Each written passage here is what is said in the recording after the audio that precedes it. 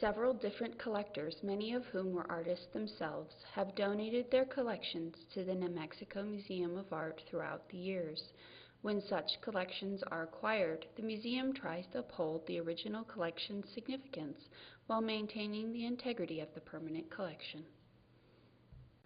The Jane Reese Williams Collection includes around 85 photographs created predominantly by women from all over the world from 1880 to 1991. Jane Reese Williams was a writer, photographer, and collector. Her collection includes works by photographers Margaret Cameron, Ruth Bernard, Imogene Cunningham, and Judith Golden. The overarching theme of this collection is women, both as photographers as well as the subject.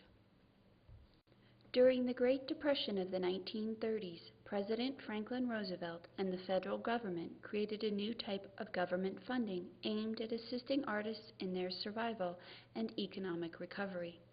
In addition to other types of jobs, the New Deal programs employed artists to capture images of everyday America. It was the first program of its kind. From the first program, which started in 1933, until they ended in the early 1940s, the New Deal art programs funded the creation of thousands of artworks and put to work almost 100 artists in New Mexico.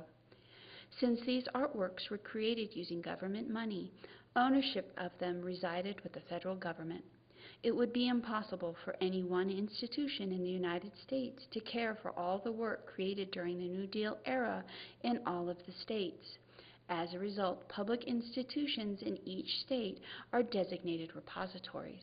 The New Mexico Museum of Art currently has over 180 works produced by New Mexico artists, the largest grouping in the state.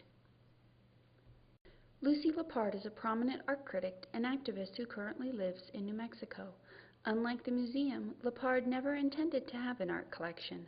Most of the pieces she owned were given to her by artists as a token of friendship. The collection consists mainly of art she acquired and kept in her Manhattan loft over a period of 26 years.